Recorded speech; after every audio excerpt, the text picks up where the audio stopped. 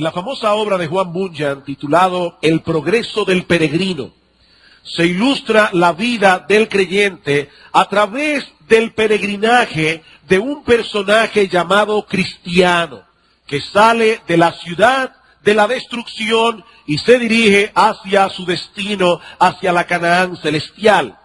En una parte de su viaje, Cristiano y otro peregrino llamado Esperanza caen en manos del gigante Desesperación y de su esposa Desconfianza, quienes los encierran en el castillo de la duda.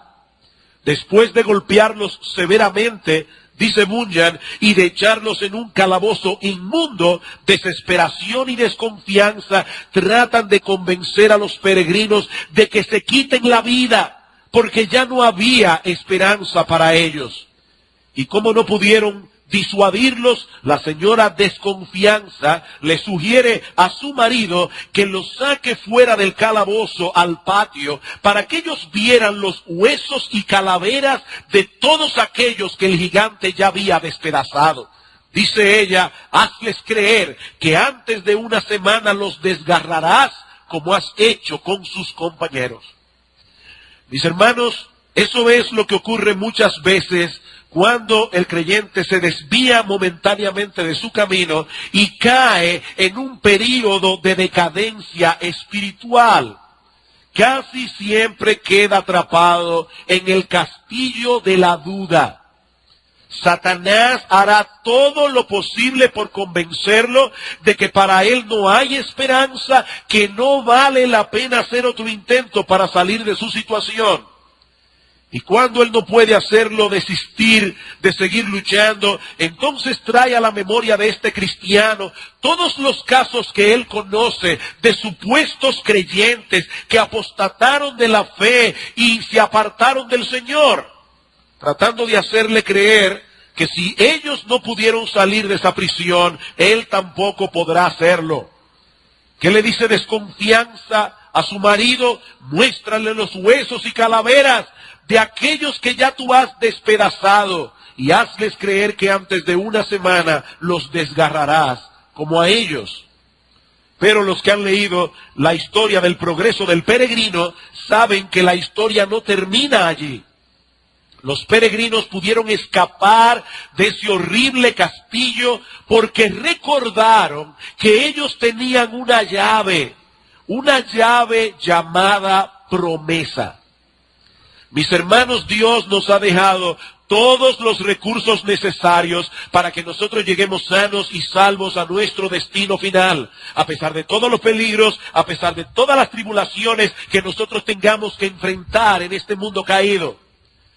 Así que si en este momento estás atrapado en el castillo de la duda, y Satanás está tratando de convencerte de que no hay esperanza para ti, mi amado hermano, recuerda que él es un homicida y un mentiroso. Él es homicida y mentiroso. Él miente para destruir. En el paquete de la salvación que Dios nos ha dado por gracia, vino incluido esa llave que abre todas las puertas del castillo de la duda. Acompáñenme al libro de Oseas, el primero de los profetas menores. Se encuentra después de Daniel y antes de Joel. El libro del profeta Oseas, capítulo 14. Escuchen lo que Dios promete a su pueblo que se había apartado de él. Dice en el capítulo 14, vuelve, oh Israel, a Jehová tu Dios, porque por tu pecado has caído. Llevad con vosotros palabras de súplica y volved a Jehová y decidle, quita toda iniquidad y acepta el bien y te ofreceremos la ofrenda de nuestros labios. No nos librará el asirio, no montaremos en caballos, ni nunca más diremos a la obra de nuestras manos, dioses nuestros, porque en ti el huérfano alcanzará misericordia. En otras palabras, no nos apoyaremos en el brazo humano, no nos apoyaremos en otros ídolos, nos apoyaremos únicamente en ti. Y ahora escuchen lo que dice Dios. Yo sanaré su rebelión. Los amaré de pura gracia, porque mi ira se apartó de ellos. Yo seré a Israel como rocío, él florecerá como lirio y extenderá sus raíces como el Líbano. Mis hermanos, Dios promete sanar la rebelión de su pueblo. Dios promete hacernos fructificar otra vez. Así como fuimos salvos por gracia, nosotros también seremos recobrados por gracia. Yo sanaré su rebelión. Yo los amaré de pura gracia. Yo los haré fructificar otra vez. Y lo que quiero que veamos en este último estudio sobre la decadencia espiritual que hemos venido llevando ya desde hace varias semanas, son los remedios que debe emplear un cristiano cuando está atravesando por un período de declinación. Y el primero de todos los remedios es este. Ocúpate en conocer el verdadero estado de tu alma delante de Dios. No delante de la iglesia, no delante de tus amigos, no delante de los pastores. Ocúpate, mi hermano, en conocer cuál es el verdadero estado de tu alma delante de Dios. Si nosotros vamos a recobrarnos de una enfermedad física, es necesario que sepamos primero que tenemos un problema físico. Y lo mismo ocurre en nuestra vida espiritual. Yo no voy a hacer el esfuerzo de recobrarme de un estado de decadencia si primero no soy hecho consciente de que estoy en esa condición. Por eso es que los cristianos cada cierto tiempo deben someterse a un autoexamen. Deben venir delante del Señor con esa actitud que tuvo el salmista en el Salmo 139. Examíname, oh Dios, y conoce mi corazón, y pruébame, y conoce mis pensamientos. Evidentemente, el salmista no cree que Dios desconoce cuál era su condición. Dios sabe cómo está nuestro corazón. Él pesa los corazones, pero nosotros muchas veces no lo sabemos. Examíname, oh Dios. Eso es algo que cuando menos debemos hacer cada vez que vamos a participar de la cena del Señor. Pablo dice en 1 Corintios 11:28, pruébese cada uno a sí mismo y entonces coma del pan y beba de la copa. ¿Cuál es la meta de este autoexamen? No es quedarnos lamentando lo mal que estamos. Y eso es alguna nota que debo traer de mucho cuidado. Hermanos, lo que la Biblia nos alienta a hacer no es a ser introspectivos. La persona introspectiva está todo el tiempo poniendo sus acciones, sus motivaciones, sus pensamientos en un microscopio. Y las personas que son introspectivas tienden a deprimirse, tienden a decaer. El autoexamen tiene como meta llevarnos a Cristo en arrepentimiento para recibir de Él perdón y recuperación. ¿Y cómo podemos llevar a cabo este proceso de autoexamen? De la misma manera como los doctores llevan a cabo una evaluación médica. ¿Qué hacen los médicos cuando tú llegas a su consulta por primera vez? Ellos no te mandan a hacer radiografía, tomografía y un montón de cosas. Ellos primero te hacen preguntas. ¿Estás durmiendo bien? ¿Has sentido mareos últimamente? ¿Te está doliendo la cabeza? ¿Tienes apetito? Hay una serie de preguntas que los médicos hacen para poder diagnosticar cuál es la condición del paciente. Bueno, mis amados hermanos, si nosotros queremos hacer un autoexamen, debemos hacerlo a través de preguntas. Y lo que yo quiero compartir con ustedes en esta mañana, en el primer punto, que es el más extenso de todos, es un cuestionario que aparece en un libro escrito por Donald Whitney, que precisamente se titula 10 preguntas para diagnosticar tu salud espiritual. 10 preguntas para diagnosticar tu salud espiritual. Yo voy a detenerme en alguna de esas preguntas, no en todas, y voy a traer aquí y allá algunas aplicaciones prácticas en el mismo momento en que estemos considerando cada uno de estos temas. Primera pregunta: ¿sientes todavía sed por Dios? Primera pregunta, ¿sientes todavía sed por Dios? Vayan conmigo al Evangelio de Juan. Evangelio de Juan, capítulo 4, donde Juan nos narra el encuentro que tuvo el Señor Jesucristo con una mujer de Samaria. Dice en el capítulo 4 que Cristo llega al pozo de Jacob, la mujer samaritana llega junto con él y Cristo le pide de beber. Ella se sorprende porque los judíos y los samaritanos eran enemigos entre sí. Y Cristo le dijo, créeme mujer, que si tú supieras quién soy yo, tú me pedirías a mí y yo te daría a beber agua viva. Ella dice, ¿cómo? Pero yo no veo qué cántaro tienes tú para sacar el agua, pero si eso es así, dame de esa agua. Dice el Señor en el versículo 13, respondiendo Jesús le dijo, cualquiera que bebiere de esta agua volverá a tener sed, mas el que bebiere del agua que yo le daré no tendrá sed jamás, sino que el agua que yo le daré será en él una fuente de agua que salte para vida eterna. Es importante notar en este pasaje que Cristo no promete a la mujer samaritana destruirle la sed. Repito, Cristo no promete a la mujer samaritana destruirle la sed. Lo que Él promete es proveerle un manantial inagotable para saciarla. ¿Qué pasaría si Cristo destruyera nuestra sed espiritual? Que nunca más sentiríamos nuestra necesidad de Dios. Nunca más sentiríamos nuestra necesidad de Cristo. Y como bien ha dicho alguien, Cristo no quiere santos autosatisfechos.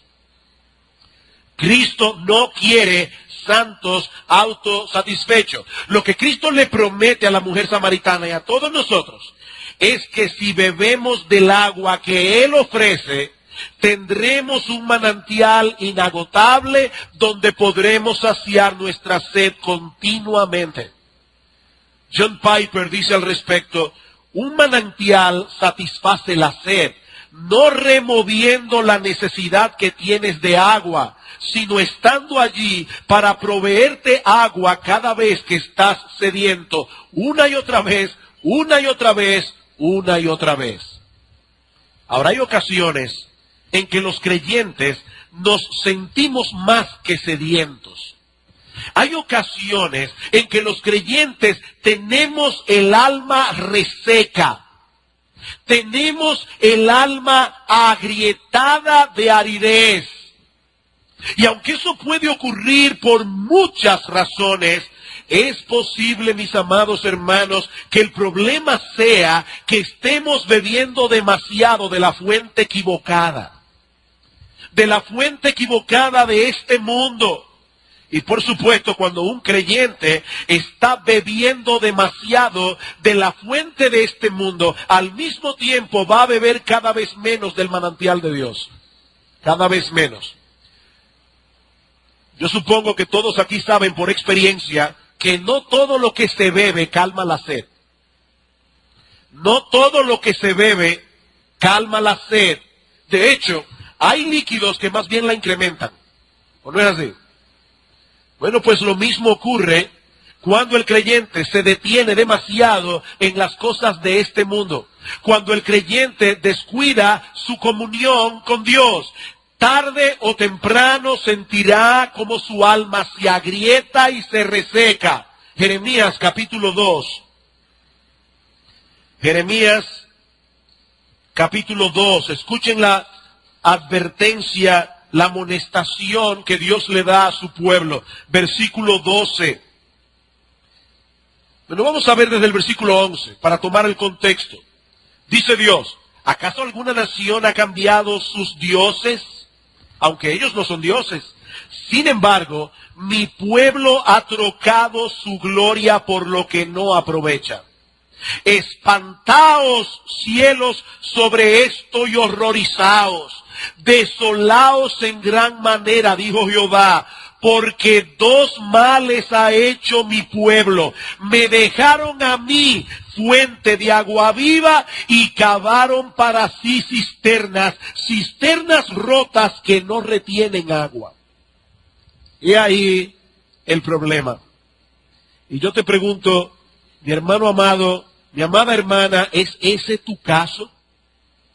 ¿Te has estado dejando seducir por las cisternas rotas de este mundo que no retienen agua, el dinero, el placer, el entretenimiento? ¿Has descuidado tú ir a beber agua en la fuente de agua viva que es nuestro Señor? Entonces no te extrañes de que tienes el alma seca. No puede ser de otro modo, porque el que bebiere del agua que el mundo ofrece, volverá a tener sed. Volverá a tener sed. Ahora hay otro tipo de sed que Donald Whitney llama la sed del alma satisfecha. La sed del alma satisfecha. Yo sé que eso puede sonar paradójico de primera impresión, pero lo cierto es, mis amados hermanos, que el alma satisfecha en Dios siente continuamente sed de Dios. El alma satisfecha en Dios siente continuamente sed de Dios, precisamente por haber sido satisfecha. Dice el salmista en el Salmo 34:8, gustad y ved que es bueno Jehová, dichoso el hombre que confía en él. Aquel que ha gustado y experimentado la bondad de Dios en su vida, quiere más, quiere más. Eso fue lo que ocurrió en la vida del apóstol Pablo, Filipenses capítulo 3. Filipenses capítulo 3.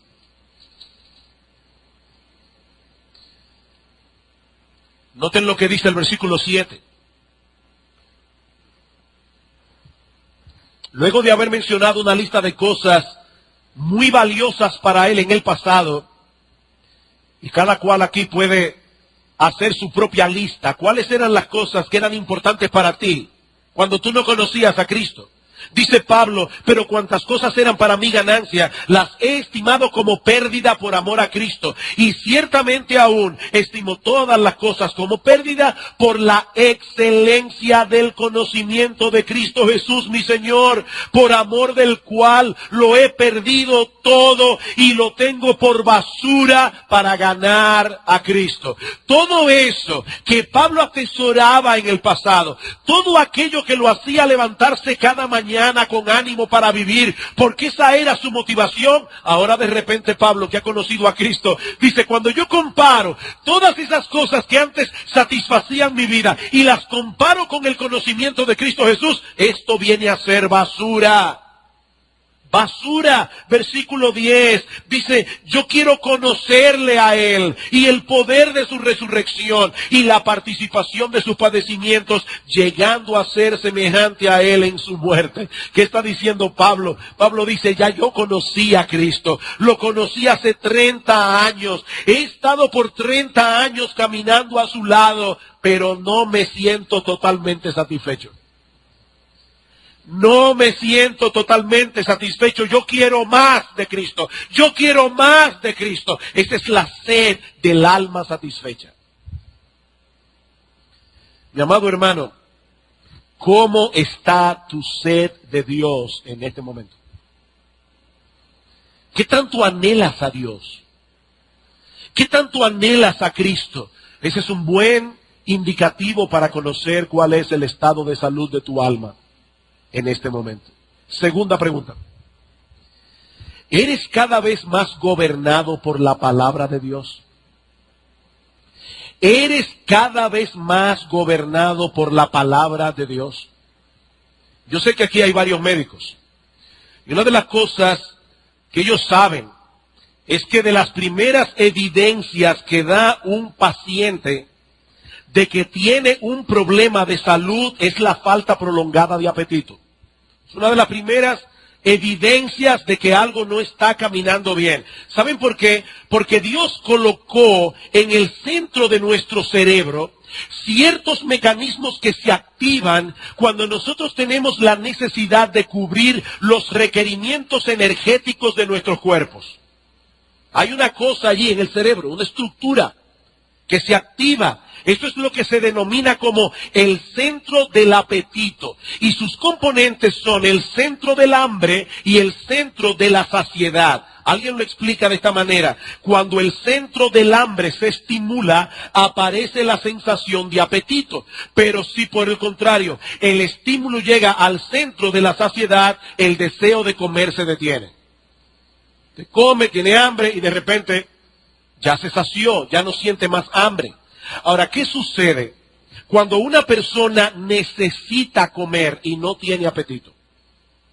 Cuando esa persona necesita los requerimientos energéticos que su cuerpo ha perdido, pero no tiene apetito, que puede estar indicando que algo no está funcionando bien en su organismo, algo no está bien. Bueno, mis amados hermanos, eso mismo ocurre en nuestra vida espiritual. Si hay algo que el creyente necesita continuamente, es alimentarse de la palabra de Dios. Primera de Pedro capítulo 2. Primera de Pedro capítulo 2, versículos 1 al 3. Desechando pues toda malicia, todo engaño, hipocresía, envidias y todas las detracciones, desead como niños recién nacidos la leche espiritual no adulterada, para que por ella crezcáis para salvación, si es que habéis gustado la benignidad del Señor, o ya que habéis gustado la benignidad del Señor, debería ser la traducción. Ahora, debo aclarar, hermanos, que en ese texto Pedro no está diciendo que los creyentes recién nacidos, es decir, los nuevos creyentes, deben alimentarse de la palabra de Dios. No, eso no es lo que Pedro está diciendo. Lo que Pedro está diciendo es que los creyentes, no importa cuánto tiempo tengan en el Evangelio, siempre deben desear esa leche espiritual, como el niño recién nacido necesita la leche materna. Eso es lo que Pedro está diciendo aquí. Como dice un comentarista, los bebés recién nacidos actúan como si toda su vida dependiera de su próximo alimento. Por eso gritan. Ellos necesitan comer, ellos necesitan la leche materna. Ahora, noten también que ese deseo del que Pedro está hablando aquí no tiene como meta simplemente que conozcamos el contenido de las Escrituras. La razón por la que debemos alimentarnos de la palabra de Dios es que crezcamos en salvación. Y es obvio que ese crecimiento se evidenciará en una vida transformada que será cada vez más semejante a nuestro Señor Jesucristo. Por eso la pregunta de este cuestionario no es si estás leyendo la Biblia regularmente. Eso no fue lo que yo pregunté, o lo que Donald Whitney pregunta. La pregunta es si estás siendo cada vez más gobernado por la palabra de Dios. Esa es la pregunta. Mi hermano, déjame sacar otras preguntas de esta pregunta. ¿Qué tan frecuentemente tú te encuentras a ti mismo cuestionando lo que dice la Biblia respecto a ciertas áreas específicas de tu vida? ¿Qué tan frecuentemente tú te descubres a ti mismo diciendo, ¿qué dice Dios acerca de esto? Otra pregunta. ¿Consultas con hermanos más maduros que tú cuando tú no estás seguro del curso de acción a seguir? Cuando no sabes si es o no es la voluntad de Dios. ¿O tú eres el tipo de creyente que difícilmente busca consejo? Porque un creyente que difícilmente busca consejo no lo hace porque se las sabe todas, sino por dos razones básicamente: por orgullo y porque no le interesa hacer la voluntad de Dios. Eso es lo que yo quiero hacer, ese es mi curso de acción, y aunque yo no esté seguro de si esa es la voluntad de Dios, yo voy a hacer lo que yo quiero. Hay personas que no buscan consejos, sino opiniones que fortalezcan su deseo. Ellos saben a dónde ir. Ellos no van a ir a esas personas que les van a decir lo que ellos no quieren oír, porque ellos no quieren el consejo bíblico, ellos quieren apoyo. Mi hermano, ¿qué tan frecuentemente buscas consejos de personas más maduras que tú cuando tú no sabes si un curso de acción eso no es la voluntad de Dios? ¿Qué tanto procuras conocer esa voluntad de Dios revelada en su palabra para obedecerla? Otra pregunta: ¿cuándo fue la última vez que luego de haber estado en la iglesia y haber escuchado la predicación de la palabra de Dios, has cambiado aspectos concretos de tu vida? Trata de recordar, porque si no lo recuerdas, es posible que hace mucho tiempo que estás viniendo a la iglesia, estás escuchando la palabra, te está entrando por un oído y saliendo por el otro. ¿Cuándo fue la última vez que estando allí sentado en tu asiento, oíste la predicación de la palabra de Dios y eso te llevó a un cambio en tu vida? Eso produjo un cambio en tu curso de acción, incluso produjo un cambio en tus creencias. Ah, pero yo creía que esto era así. Pero ahora me han mostrado por la Biblia que esto es asá. ¿Cuándo fue la última vez? Mi hermano, ¿puedes tú identificarte con el salmista en las expresiones que él usa sobre la palabra de Dios en el Salmo 119? Vamos allí un momento. Salmo 119. Como todos ustedes saben, o la mayoría, este es un salmo que habla de la palabra de Dios. En los 176 versículos que tiene este salmo, en 173 se menciona la Biblia de una manera o de otra. Y escuchen cómo el salmista apreciaba la Biblia. Versículo 44. Guardaré tu ley siempre, para siempre y eternamente, y andaré en libertad porque busqué tus mandamientos.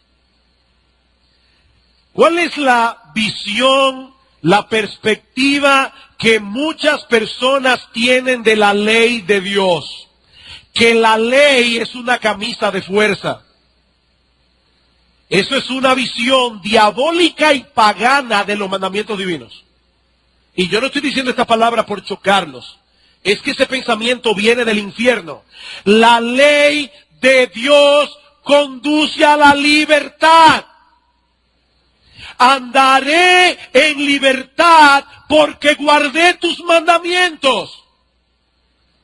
Niños, déjenme contarles una historia muy ilustrativa que ya he usado otras veces. No es que estoy sufriendo de Alzheimer, es que no estoy encontrando ilustraciones mejores.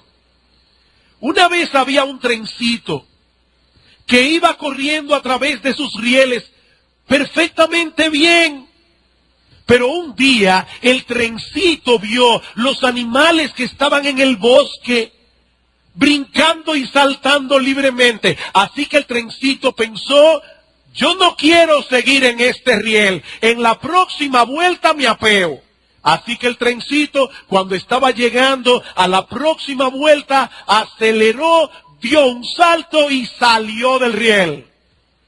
Y por supuesto fue feliz como los animales del bosque, saltando de rama en rama. ¡No! Se quedó atascado, porque el tren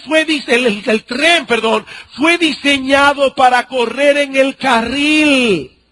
Nosotros fuimos diseñados por Dios para hacer su voluntad. Cuando decidimos salirnos de ese riel, no nos hacemos más libres, nos esclavizamos. Andaré en libertad porque guardé tus mandamientos. Y hoy día hay muchos creyentes, aún creyentes, que quieren liberarse de la ley de Dios. Andaré en libertad, versículo 47. Y me regocijaré en tus mandamientos, los cuales he amado. Y me alzaré asimismo mis manos a tus mandamientos que amé. Y meditaré en tus estatutos, versículo 97. Oh, cuánto amo yo tu ley. Todo el día es ella mi meditación. Versículo 113. Aborrezco a los hombres hipócritas, mas amo tu ley. Versículo 127. Por eso he amado tus mandamientos más que el oro puro. Y más que el oro muy puro, dice él. Versículo 162. Me regocijo en tu palabra como aquel que haya muchos despojos. La mentira aborrezco y abomino, pero tu ley amo. ¿Es ese tu sentir, amado mío, amado hermano? Bueno, pastor, eso era en el Antiguo Testamento. No, eso no era en el Antiguo Testamento. Pablo dice en Romanos capítulo 7, versículo 22, en el hombre interior yo me deleito en la ley de Dios. En el hombre interior yo me deleito en la ley de Dios. El creyente que tiene una vida espiritual saludable no se caracteriza por llevar una vida de obediencia perfecta. No, eso solamente puede hacerlo Cristo, o pudo hacerlo Cristo mientras estuvo aquí. Eso es imposible de este lado del cielo. Pero el creyente que está creciendo en su vida espiritual lo manifiesta por un anhelo creciente de conformarse cada vez más a la voluntad de Dios revelada en su palabra. Yo decía ayer a los pastores en la capacitación, los impíos pecan y los creyentes también. Pero hay dos diferencias básicas. La primera es que los incrédulos practican el pecado, los creyentes pecan. Hay una diferencia entre practicar un pecado y pecar. De hecho, déjenme decirles algo a los incrédulos que están aquí en esta mañana. Cada respiración de un incrédulo es un pecado. Cada vez que tú respiras, pecas. Porque Dios sostiene tu vida para que tú vivas para su gloria, pero tú no estás respirando para Él. Así que la vida del incrédulo es un continuo pecado. La del creyente no. El creyente peca, pero no practica el pecado. La segunda diferencia entre el creyente y el incrédulo es que están peleando contra su enemigo desde dos terrenos distintos. El incrédulo está en el terreno del pecado luchando contra Dios. ¿Y por qué Dios es tan malo y tan cruel que me prohíbe todo lo que a mí me gusta? Ese es el pensamiento del impío. El creyente está en el terreno de Dios luchando contra el pecado. Y aun cuando peca, se avergüenza de haber hecho lo malo. Es una diferencia total. El creyente que está bien espiritualmente desea conformar su vida cada vez más a la voluntad revelada de Dios. Hablando en un sentido práctico, dice Donald Whitney, te das cuenta de que la palabra de Dios está teniendo una influencia creciente sobre ti cuando puedes señalar un creciente número de creencias y acciones que han sido cambiadas en tu vida debido a la obra de textos específicos de la Biblia. Tú puedes señalar acciones, creencias que la palabra de Dios transformó en tu vida. ¿Qué hacer si tú descubres que tu deseo por la Biblia ha menguado? Y con esa falta de apetito por la Biblia, también ha menguado la influencia de la Biblia sobre ti. Te voy a dar un consejo extraño. Un consejo que parece un círculo vicioso. ¿Quieres volver a tener apetito por la Biblia? Date un banquete regular de Biblia. ¿Quieres tener otra vez apetito por la Biblia? Date un banquete regular de Biblia. Dice Donald Whitney, nada puede hacerte más hambriento por la Biblia que la Biblia misma. ¿Por qué algunas personas se aburren leyendo la Biblia si la Biblia es un libro fascinante? Porque la están leyendo superficialmente o no la están leyendo. Miren, cuando uno va a las Escrituras, y otra vez, este es un ejemplo que yo he puesto otras veces, es como un niño o un joven que tú lo llevas por primera vez a la playa. Yo nací en San Juan de la Maguana. Como ustedes saben, en San Juan no hay playa. Y es una sensación extraordinaria cuando uno ve el mar por primera vez. Pero resulta que a este individuo lo llevan a la playa, ve el mar por primera vez y él está maravillado. Pero ya la 25ª vez que visita el mismo lugar, dice, bueno, pero ya yo lo vi. Ya yo lo vi. Entonces la persona le dice, espérate, ven. Es que tú has visto solamente la superficie. Ponte ahora esta escafandra y métete abajo del agua. La persona se mete abajo del agua y descubre un mundo que él no había visto. Y dice, wow, pero esto es fascinante. Después que ya tuviste la playa por abajo, ahora el tipo te dice, espérate, no. Ahora ponte un tanque de oxígeno. Yo te voy a llevar 1 kilómetro más adentro, para que tú veas maravillas de verdad. Hermanos, en la misma medida en que nosotros nos sumergimos en las aguas de la Biblia, cada vez más, cada uno conforme a la capacidad que Dios le dio, uno va viendo las conexiones de las Escrituras y uno va sorprendiéndose de la Biblia, porque la Biblia es un libro fantástico. ¿Quieres volver a tener apetito por la Biblia? Come Biblia. Come Biblia. El apetito te volverá. Tercera pregunta. ¿Estás creciendo en tu amor por los demás? ¿Estás creciendo en tu amor por los demás? Decía Martín Lutero, mientras más ama a una persona, más se acerca a la imagen de Dios.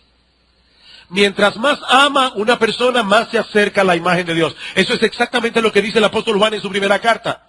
Amémonos unos a otros porque el amor es de Dios. Todo aquel que ama es nacido de Dios y conoce a Dios porque Dios es amor. El que no ama no ha conocido a Dios. El amor. ¿De dónde aprendió el apóstol Juan que el amor era tan importante? Lo aprendió de su Señor, de Jesucristo. Juan capítulo 13. Juan capítulo 13. Versículo 34.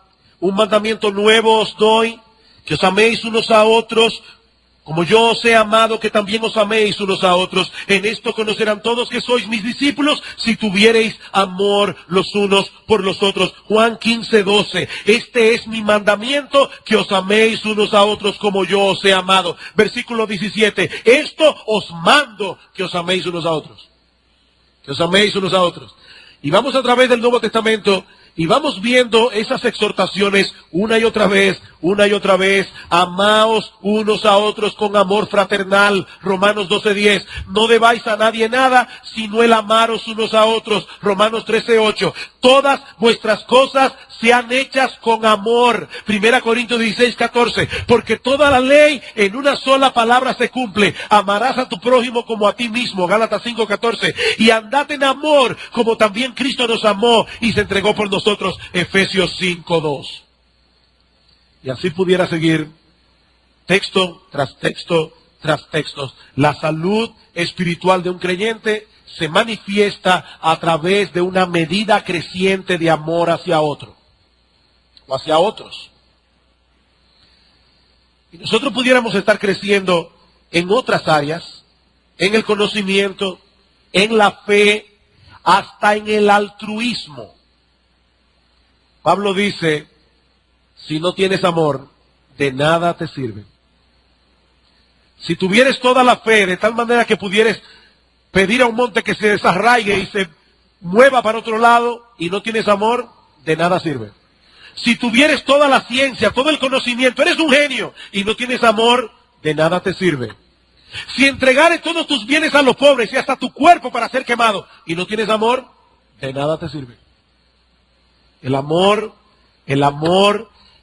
mis hermanos, el amor es central en la vida cristiana. ¿Saben lo que ocurre cuando un creyente está decayendo espiritualmente? Deja de amar. ¿Y saben lo que ocurre cuando un creyente deja de amar? Deja de parecerse a Jesucristo. Deja de parecerse a Jesucristo. Y comienza a cultivar hierbas malas en su jardín. El amor es sufrido. Es decir, el amor tiene aguante. Una persona que no ama no aguanta mucho. El amor es benigno. No solamente aguanta insultos, injurias, sino que le hace bien al que le hace mal.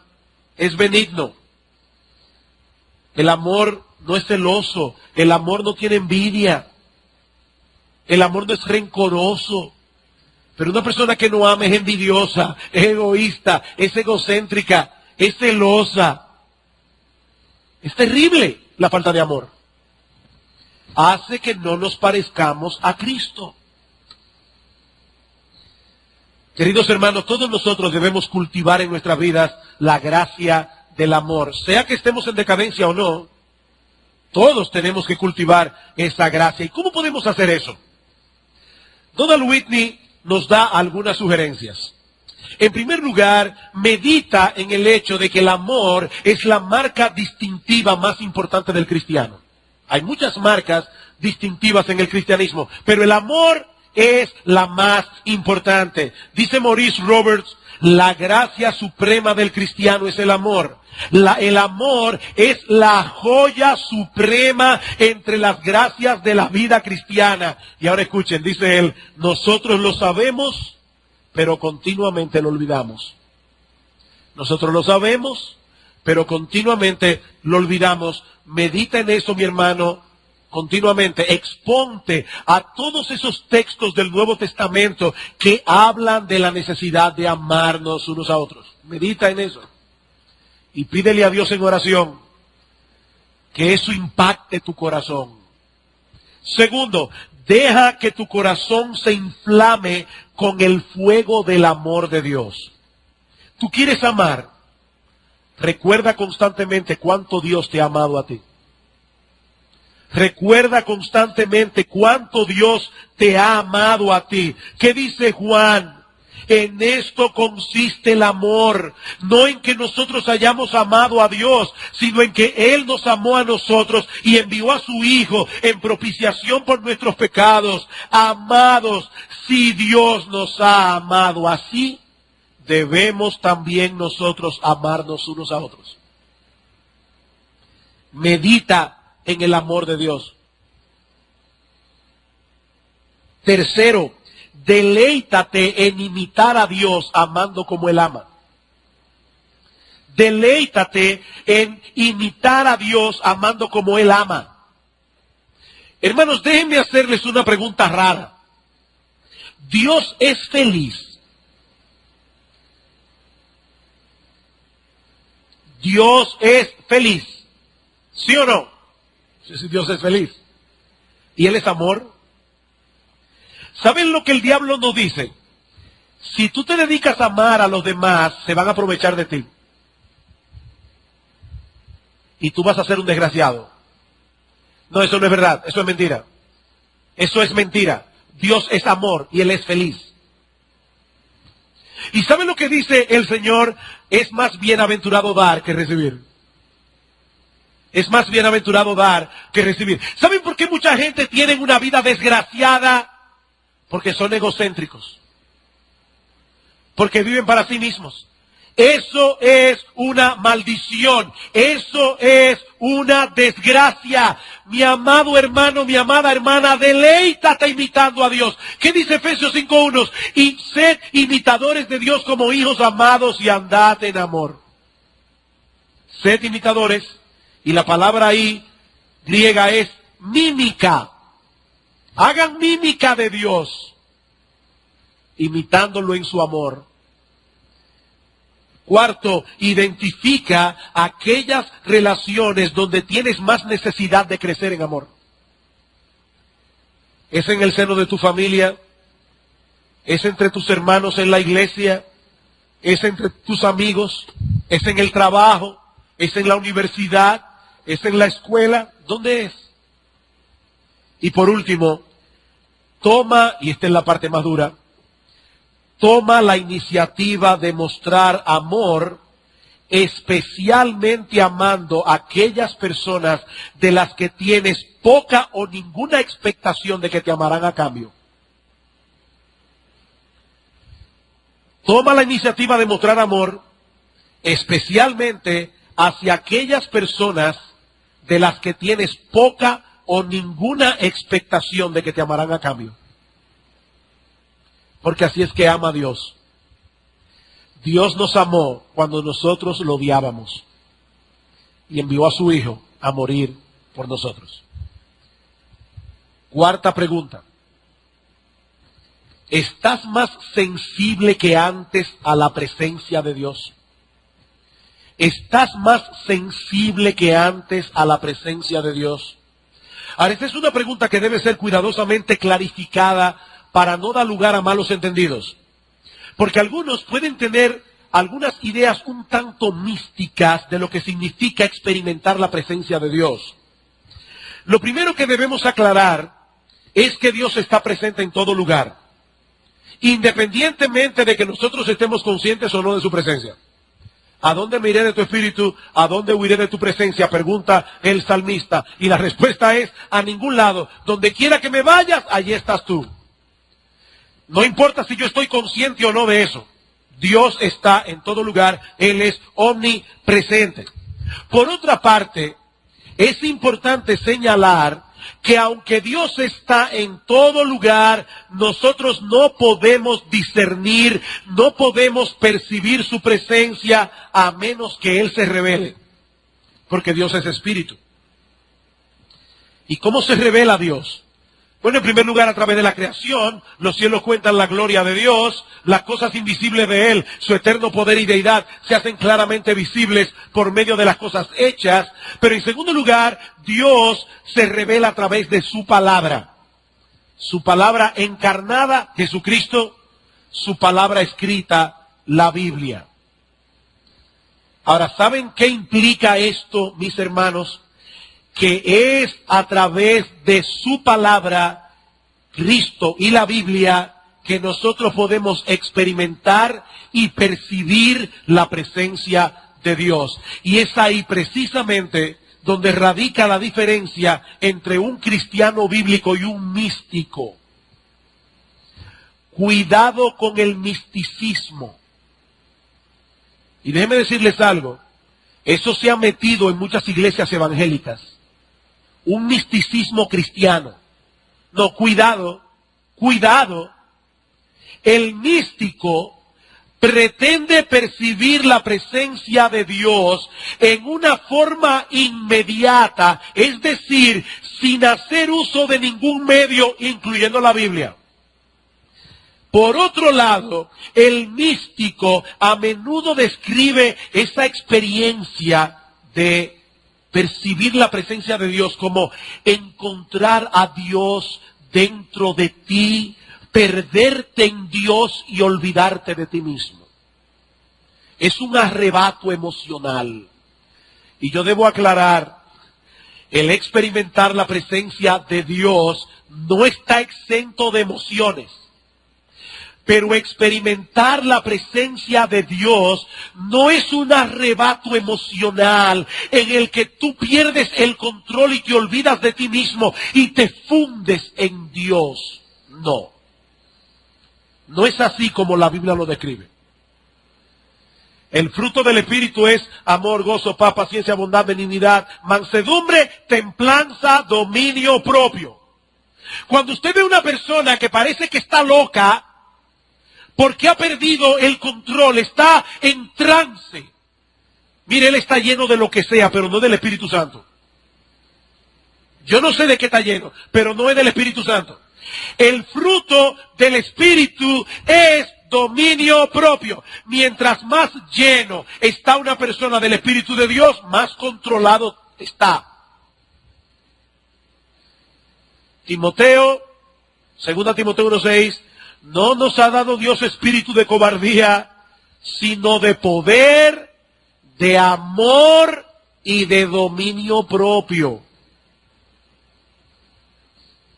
¿Ustedes saben cuántas iglesias hoy día las personas experimentan la presencia de Dios y ruedan por el piso? En Toronto hay un movimiento que es el movimiento de la risa. De repente estas personas en la iglesia experimentan una histeria colectiva supuestamente efectuada por una obra del Espíritu de Dios, donde todo el mundo comienza a reírse y no se puede parar. Bueno, hermanos, yo no sé qué es lo que pasa en estas iglesias, pero ustedes pueden estar seguros, eso no viene de Dios. Eso no viene de Dios. No es de ese tipo de experiencia que nosotros estamos hablando aquí. Más bien, la Biblia nos dice que nosotros debemos buscar a Dios a través de su palabra o a través de experiencias fundamentadas en su palabra. Por ejemplo, dice Donald Whitney, mientras más leo y medito en la Escritura o la escucho mientras es predicada, yo puedo esperar tener la conciencia de que es la voz de Dios que yo estoy escuchando. ¿No es verdad, hermanos, que nosotros no siempre experimentamos eso? A veces estamos en la iglesia y oímos la prédica como una charla bíblica más, pero hay otros momentos donde el Espíritu de Dios nos hace muy conscientes. Estoy en la presencia de Dios, estoy escuchando la voz de Dios. Sigue diciendo Whitney, mientras participo en la adoración congregacional ordenada por Dios, así como en la cena del Señor, por fe yo puedo esperar encontrar allí la presencia espiritual de Cristo. Y cuando voy caminando por el bosque o entrando por la puerta del lugar donde trabajo, yo puedo buscar y percibir la presencia de Dios en momentos como esos, porque la Biblia me dice que Él está en esos lugares también. En otras palabras, experimentamos la presencia de Dios cuando estamos conscientes de lo que Él mismo nos ha revelado acerca de su persona en su palabra. ¿Y qué nos ha revelado Dios acerca de su persona en su palabra? Bueno, si tú eres creyente, Él te ha dicho, yo estoy con vosotros todos los días hasta el fin del mundo, y Él te ha dicho también cómo es Él. Es una experiencia de estoy en la presencia de Dios. Estoy consciente de que vivo, como decían los antiguos, coram Deo, cara a cara con Dios. Todo el día. Y es un Dios santo, es un Dios justo, es un Dios bueno, es un Dios paciente, es un Dios misericordioso, es un Dios poderoso. Como dice Whitney, es vivir con la conciencia de que Él conoce mis pensamientos, mis motivaciones, mis temores, mis aspiraciones, mis emociones, mis ansiedades, mi condición física y mental. Y es vivir con la conciencia de que Él me ama más allá de lo que yo puedo comprender. Una persona así que vive en la presencia de Dios, cuando peca está consciente, pequé delante de Dios y pide perdón, pero también cuando está en problema descansa en Dios. Es una persona que vive hablando con Dios. Él está consciente, yo estoy con Dios. Y mi pregunta es, ¿estás disfrutando, mi amado hermano, de la dulzura de esa compañía? Manteniendo con Él una relación de adoración y gratitud. Deleitando tu mente en lo que Dios ha revelado de sí mismo en su palabra. Esa es la pregunta.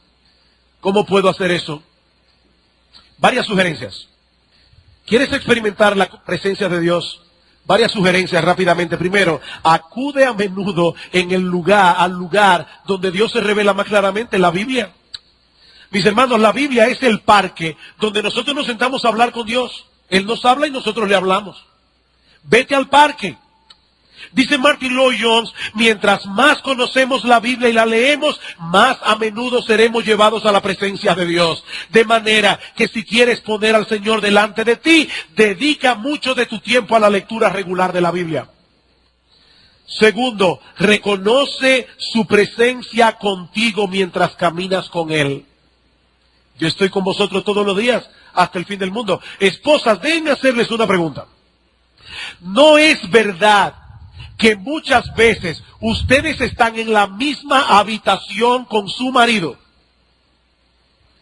y por causa de que él no conversa, por causa de que él está encerrado en sí mismo, el hecho de estar en la misma habitación no los está uniendo más ni está acrecentando vuestra intimidad? Ustedes no se quejan a cada rato de eso. Bueno, mis hermanos, ¿por qué nosotros vamos caminando al lado con Cristo todos los días de nuestra vida, encerrados en nosotros mismos y olvidando que Él está ahí? Pásate la vida hablando con Cristo, que Él está a tu lado. Habla con Él el día entero. ¿Saben lo que es la oración? La oración es el batimóvil, el batiteléfono de Batman, que está conectado con el del comisionado. El comisionado nada más tiene que levantar el teléfono y ya está conectado con Batman.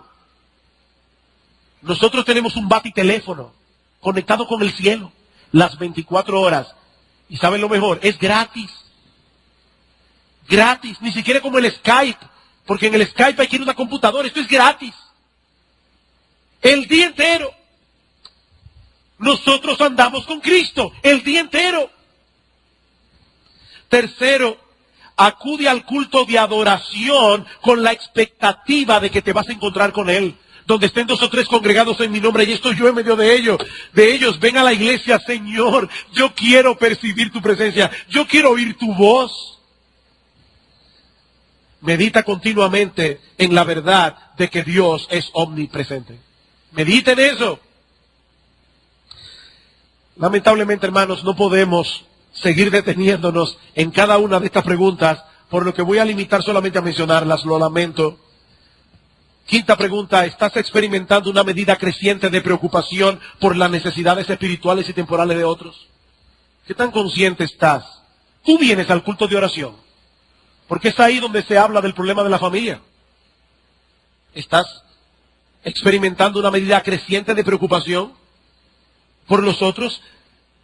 Sexta pregunta, ¿te deleitas en la esposa de Cristo que es su iglesia? ¿O tú eres de los que tiene un corazón amargado con respecto a la iglesia? Eso es decadencia espiritual. ¿Son las disciplinas espirituales importantes para ti en una medida creciente? Ya nosotros hablamos de eso las semanas antepasadas. Octavo, ¿todavía sientes dolor por tu pecado? Cuando tú pecas, tú sientes dolor, vergüenza, tristeza. Novena pregunta, ¿eres una persona que perdona rápidamente? Porque Dios es perdonador. En la misma medida en que nosotros nos parecemos a Dios, vamos a ser más rápidos para perdonar. Décima pregunta, ¿qué tanto anhelas el cielo y estar con Jesús? ¿Qué tanto anhelas el cielo y estar con Jesús? Espero, hermano, que este cuestionario te haya servido de ayuda para hacer un chequeo médico de la condición de tu alma delante de Dios. Ahora, ¿qué debes hacer ahora? Si has descubierto que alguna de esas áreas no están caminando bien, si has descubierto que estás atravesando por un periodo de decadencia espiritual, créame, no más de 5 minutos. Esto va a ser muy breve. Ocúpate en tratar con tus pecados en una forma bíblica, viniendo delante de Dios en arrepentimiento, pero con la esperanza de ser perdonado y restaurado. Mi hermano, mi hermana, recuerda lo que decíamos al principio. No hay razón para que un creyente se quede encerrado en el castillo de la duda. Dios ha puesto en tus manos la llave de la promesa. Y Él no solo promete perdonar nuestros pecados, cuando nosotros vamos delante de Él en confesión de faltas, Él promete restaurar nuestra vida. Si confesamos nuestros pecados, Él es fiel y justo para perdonar nuestros pecados y limpiarnos de toda maldad. ¿Qué le dice Cristo a la iglesia de Éfeso?